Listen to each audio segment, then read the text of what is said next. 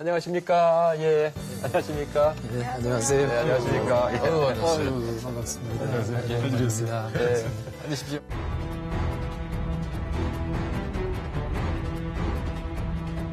새정치민주연합과 경쟁할 수 있는 정치인들을 한데 모아서 경쟁을 해보고 싶다.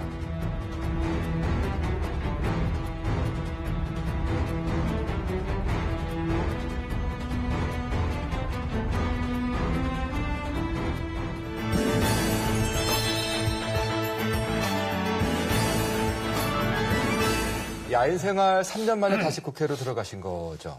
예. 소회 한 말씀 여쭤보도록 하겠습니다. 조금 낯설었어요. 의석에 표결할 때 단추 누르는 것도 옆에 의원한테 좀 도움 얻었습니다. 그 벌써 3년 만에 다 새 방식으로 바뀌었던가요? 그래도 맨 처음 들은 것에 비해서는 익숙하지요. 그렇죠. 그 재보선 이후에 여야 의원 그 분들께 그 떡을 돌리셨다고 들었어요? 특별한 뜻은 아닙니다만은 그래도 제가 국회를 오랜만에 새로 들어오니까 우선 새로운 기분으로 첫 집들이를 하고 싶었고요. 또는 이제 무소속이 돼 보니까 외로우세요? 사면 초과입니다. 그러니까 우리 여당 의원, 야당 의원한테 다 잘 보여야 되기 때문에 먼저 한번 그래도 떡이라도 두 돌렸습니다. 분 떡 드셨습니까? 저는 떡 그 비서가 상당히 의미 있게 받아가지고 예. 마침 제가 방에 있었는데 그대로 들고 왔어요. 이게 많지는 않았어요. 저는 못 먹었습니다. 아마 우리 직원들이 나눠 먹은 것 같은데 대부분 제가 아마 고자진이 먹었다고 제가 알고 있습니다. 의원님이 그 맛있게 드실 수 없을 것 같아서 안 드신 건 아니셨습니까? 아니 떡을 보내신 건 잘 몰랐어요. 아, 예. 네, 우리 직원들끼리 아마 나눠 먹은 것 같아요. 예. 보고도 안 하시구만. 거기는. 그렇죠. 배달 사고네. 아니 뭐 배달 사고. 자기들이 먹었으니까 배달 사고. 그것도 일종의 배달 사고예요. 나 떡 때문에 여당원한테 핀잔 받은 거 처음이야. 아니, 이 떡까지 이렇게 천정민은 돌리시면서 무소속 의원의 애안과 고충을 예. 새누리당하고 우리 새정치민주연합에서 좀 잘 헤아려 달려는 예. 그 저거 얼마나 그 애절한 떡입니까? 보통 국회에 있다 보면 이제 가끔 이런저런 의원실에서 뭘 보내면요. 저는 우리 직원들한테 예. 그 먹을 거 들어오면 제일 고생한 사람들이 당신들이니까 당신들이 나눠 먹어라 이렇게. 보고도 하지 않고 먹어라. 글쎄 옛날에 보고 했었는데. 최선아 씨. 네. 어떤 분인지 알고 계세요? 지금 우리 가게 들어오셨던 이분.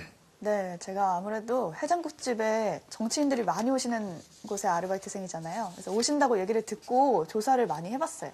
아. 아주 열심히. 예. 그 조사 결과는? 바로 이겁니다. 네.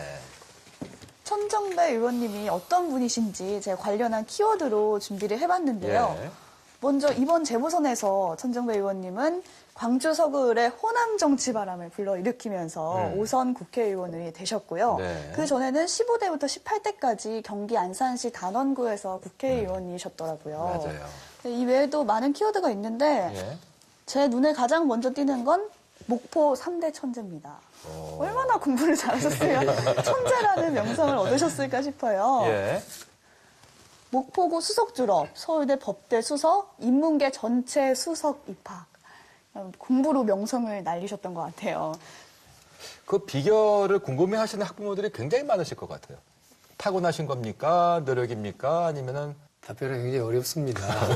이렇게 답변하면 자기 자랑이 되고 예. 또 달리 답변하면 좀 사실과 다를 수도 있고 뭐 그런 것 같아요. 진실이 알고 싶습니다. 예, 근데 생각해 보니까 어렸을 때부터 좀 스스로 뭘 좀 하려고 했던 거, 자기주도 학습을 했던 거 아닌가 이렇게 생각해 봅니다. 그래서 좀 즐겼어요. 공부를요? 그러니까 뭐 억지로 누가 뭐 공부하라고 하는 그런 환경이 아니었습니다. 우리는 시골에서 그냥 그 농촌에서 제 멋대로 자란 사람인데 그 과정에서 혼자 뭘 이제 주도적으로 좀 그렇군요. 네, 그리고 이렇게 졸업을 하신 다음에요. 변호사가 되셨는데요. 변호사가 되셔서 인권 문제에 대해서 관심이 많으셨다고 해요. 네. 그래서 1988년에 민주사회를 위한 변호사 모임 민변의 창립을 주도하셨고요. 네. 그리고 천정배 의원님을 인터넷에 검색을 하면요. 네. 관련 검색어에 열린 우리당이 뜨더라고요. 그래서 뭔가 봤어요.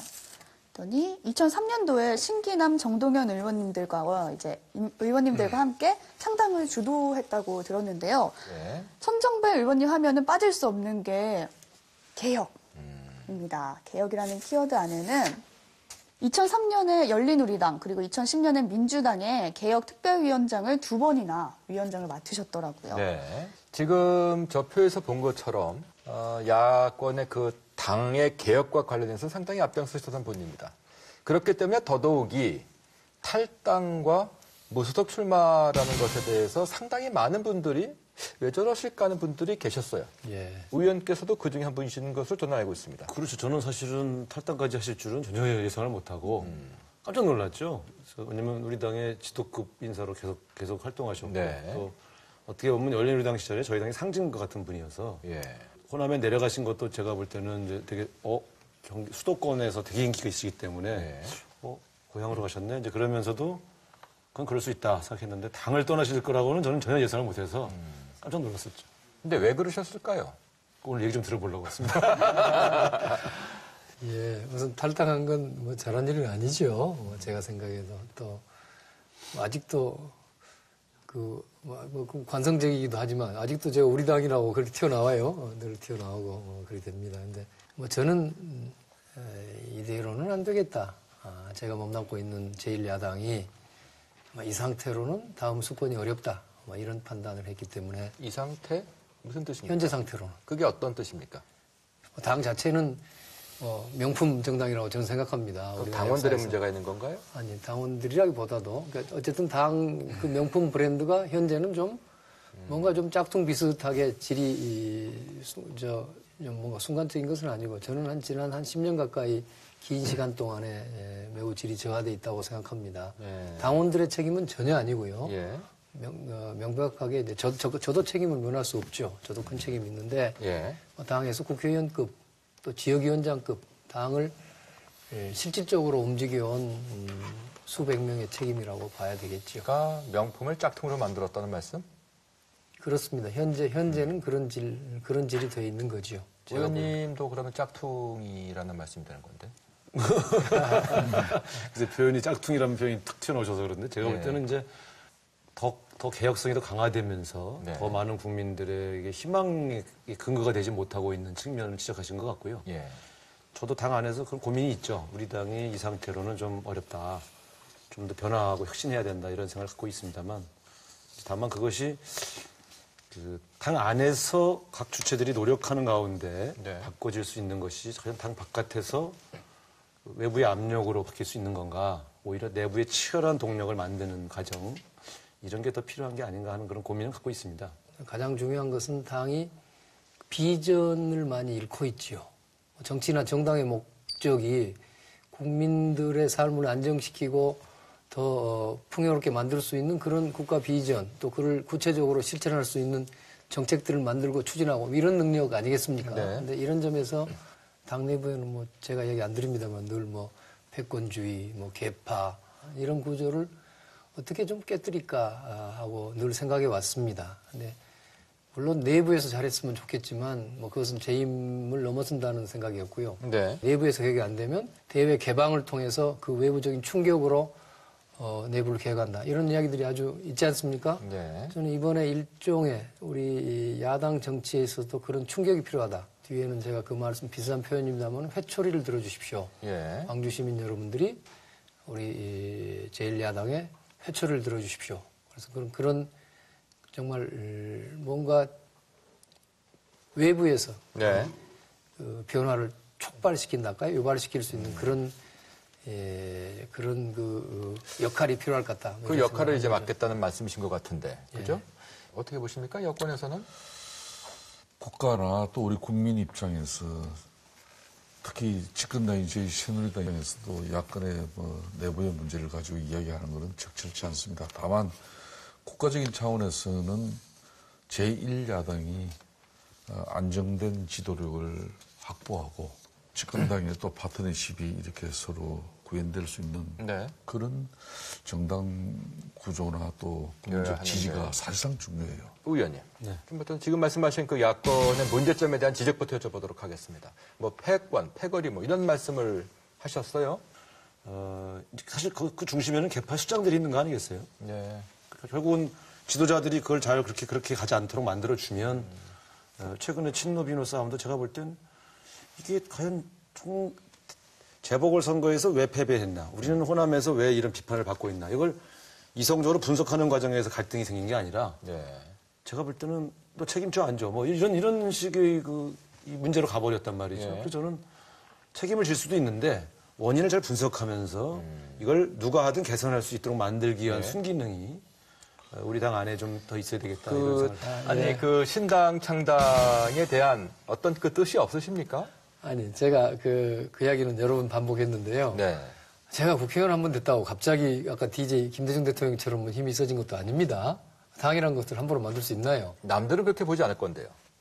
아니, 보기 나름이지만. 하여튼 네. 뭐 제가 사실은 이제 선거 때 우리 지역 유권자들께 공약한 바가 있습니다. 네. 그게 뭐냐.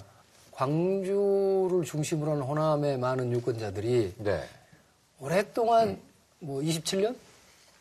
뭐 한 27년 됐을 겁니다. 13대 국회 이후에 어떤 특정 정당에서 내세우는 공천한 후보를 사실상 그냥 그대로 추인해주는 역할밖에 못했단 말이에요. 네. 그래서 그 점에 대해서 굉장한 그 우려와 불만이 쌓여 있습니다. 예. 우리도 좀 제발 주권자로서 선택권을 실질적으로 행사하자.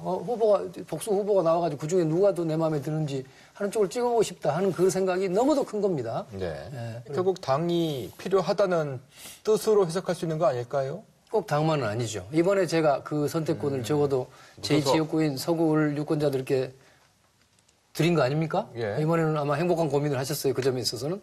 당 후보를 찍을 것인가? 저를 찍을 것인가 하는 고민을 하시면서 자기 선택권을 행사했죠. 그거를 내년에 제가 광주 전역에 할 수 있도록 좋은 인물들을 모아가지고 비전을 제시하고 한번 당하고 경쟁을 해보겠습니다. 이것이 제 약속입니다. 그게 당 만들겠다는 소리로 저는 들리는데 세력화라고는 할 수 있겠지만 세력화 당을 만든다는 거의 차이가 광주에서만 세력화 정당을 만들 수 다음에 있을까요? 당이 되는 겁니다. 세력화가 이루어지고 나면은 그 다음에 이름이 예, 만들어지는 물론 그래서 많은 분들이 이제 그거를 약간 유추해서 야 이걸 광주에서 그런다는데 뭐 더 하는 거 아니냐 그러면 뭐 아닙니다. 제가 광주만 주로 합니다. 그러면 호남당 만드느냐 뭐 이렇게 이제 좋습니다. 일파만파로 그러면 퍼져 호남 있거든요. 세력화 그건 정확한 표현입니까? 호남이라고 말하기는 좀 어렵고 제가 아까 뭐 다시 아까 말씀드린 천정배 우선 세력화 광주, 맞습니까? 우선 광주입니다. 우선 예. 광주에서 선택권을 드리겠다.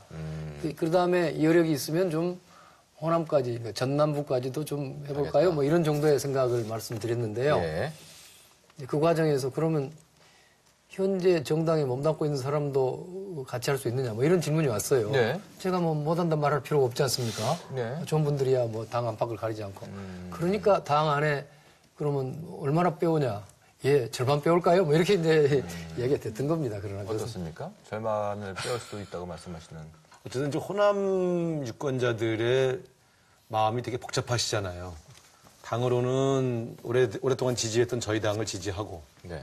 그러나 지금 말씀하신 것처럼 그 당이 과연 그럼 제대로 호남의 민심을 대변하고 있는 거냐에 대한 우려와 또 그 기존의 호남에서 실망? 하고 있는 국회의원들에 대한 불만 이런 것들이 되게 이제 종합적으로 섞여 있는 것 같고 이번에 선거에서 사실은 천정배 의원님이시니까 예. 저렇게 이런 정당의 기득권을 넘어서 당선되실 수 있었던 거라고 보고요. 네.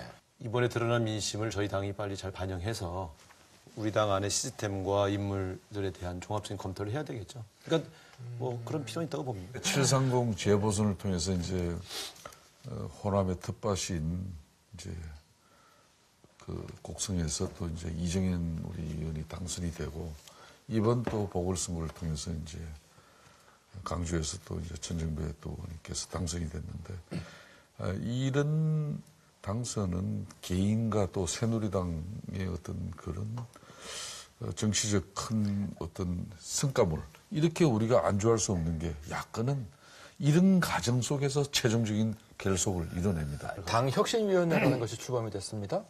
어떻게 평가하십니까? 또 혁신위원회 솔직히 감동할 수는 없습니다. 왜냐하면 저도 예전에 해봤고 아까 소개됐지만 여러 번 계속돼 왔습니다. 말하자면 지난 한 10년 동안 선거에 패배하면은 그다음 보통은 당 지도부가 이제 사퇴를 합니다. 예. 사퇴를 한 이번에는 물론 그렇지 않았습니다만은 사퇴를 하면은 대개 나오는 이야기가 뼈를 깎는 쇄신, 또 환골 탈퇴 그렇게 지나고 보면은 언제 그런 게 있었냐는 듯이 다시 그냥 평상으로 아무런 변화 없이 돌아왔다고 생각합니다. 네. 그래서 제가 오죽했으면 양치기 소년 같은 거다. 자꾸 늑대가 온다고 하는데 사실은 안 오지 않습니까? 그래서 저는 지금 혁신위원회를 그렇다고 혁신위원회 띄운 게 잘못됐다는 건 아닙니다. 이번에는 진짜로 늑대가 와야 되겠죠. 김상곤 혁신위원은 정말 지연, 훈련, 학연, 그리고 기존의 친노, 비노, 개파, 이걸 전부 다 불식시킨 가운데 제1야당으로서 국민들 앞에 새로이 거듭 태어나는 그런 진정한 참모습의 그릇을 어떻게 채울 것인가. 국가 비전에 대해서 진정한 고민도 야당의 안정된 체제 속에서 나오지. 이게 분열과 갈등 속에서 또 선명성 경쟁이나 이런 때로는 정책적 경쟁이라 그러지만은 거기에는 개파 간 갈등의 산물로 그게 나와버리면은 대려 혼란스러워지죠. 그래서 저는 문제는 이거죠. 혁신위원회에서 안을 잘 만들면 뭐 하겠습니까? 집행이 돼야 되는 거 그렇습니다. 저는 김상곤 혁신위원장의 성공 여부는 이분이 만들어내는 혁신안이 얼마나 아름다운 혁신 아니냐 또 중요하지만 그렇게 만들어진 안에 당내 제세력이 협조해서 문재인 대표가 그 혁신안을 집행할 수 있도록 만드는 데까지 가야 이게 성공이거든요. 근데 우리 당 안의 구조가 과연 거기까지 갈 수 있느냐에 대해서 우려하시는 분들은 우려를 표시하는 거고 이번이 마지막 기회라는 생각으로 이걸 미뤄야 된다고 생각하는 사람들이 당내에 있는 것이고요. 그 말씀은 혁신위원회는 적어도 집행력은 갖고 있지 않는다는 말씀이신 거네요. 그렇죠. 그럼 왜냐하면 당 대표를 포함한 지도부들이 해야 될 이 일이니까. 혁신위원회 안을 관철해야 되는 의무가 있는 거죠. 그래서 나오는 의문인 것 같죠? 과연 그 혁신위원회에서 만든 그 안이 시행력까지 이어질 수 있을 것인가라는 그 걱정. 그렇습니다. 지도부만으로도 안 될 것 같고요. 물론 지도부의 영향이 크겠지만 궁극적으로는 무슨 당무위원회입니까? 의결기구, 더 나아가서는 중앙위원회나 상당한 그 대의기구에 통과 안 되면 안 되는 거거든요. 그럼 그동안에 그 혁신안, 쇄신안이 많이 나와 있었는데 실제로 그것이 실현된 것은 오래전 일입니다. 그러니까 김대중 대통령 때 일이죠. 그것을 만들 때였습니다. 근데 그 안을 이제 그때 특대위에서 만들었는데 안도 훌륭했지만 그 특대위 안이 어쨌든 그 당시에 당의 당무위원회 같은 그런 당의 공식 기구를 통해서 실제로 집행이 됐었다는 게 중요한 거죠. 그런데 지금 두 분이 걱정하시는 것, 또 기론도 마찬가지인 것 같은데 혁신위에서 어떤 안을 만들어냈을 때 그게 과연 가시화가 될 수 있을 것인가에 대한 문제인 것 같아요. 그리고 그 가운데는 잠깐 말씀하셨던 그 공천이라고 하는 것이 결국은 귀결점이 되지 않을까요? 오히려 지금 혁신안은 지금 혁신위원회가 공천 문제만 갖고 막 매달리면 저는 오히려 그건 굉장히 그 이해관계 조정하는 역할을 하는 것처럼 보일 수 있지 않겠습니까? 저는 오히려 정당의 시스템과 구조 이것들에 대한 구조 개혁을 해야 한다고 생각하거든요. 그 자꾸 기득권 이렇게 얘기하는 것이 지금의 시스템으로 그 기득권이 보호되고 있는 측면이 있기 때문에 좀 정당 구조가 좀 지금 현대적인 지금의 시대의 국민들의 요구에 맞게 좀 개편되었으면 좋겠다고 생각하는데 그 어떤 시스템을 말씀하셨고 또 이해관계도 잠깐 말씀하신 것 같긴 합니다만 당의 어떤 이념이랄까? 그 정체성에 관한 것도 이게 하나로 모아지는 것이 어렵지 않느냐는 시각도 분명히 있는 것 같아요. 예를 들어서 문재인 대표의 그 행보와 관련해서도 그렇고 또 이 발언과 관련해서도 그렇고 예컨대 박정희 전 대통령의 묘역을 참배하는 문제랄지 등에 관한 그 당내의 어떤 그 반발 꽤 크지 않았었습니까? 이게 이제 일부 반발은 있었지만 그게 큰 이슈가 돼서 당내에 논란이 되고 그걸 가지고 그러면 다투고 그러진 않았죠. 우클릭한다라는 그 부분에 관해서는 동의를 할 거다 이렇게 보시는 건가요? 아니죠. 예를 들면 박정희 이승만 대통령 묘소에 참배한 게 우클릭이라면 그러면 5.18 행사에 참여한 김무성 대표는 좌클릭된 건가요? 저는 그걸 이념의 문제로 접근하는 것 자체가 말이 안 된다고 생각하고요.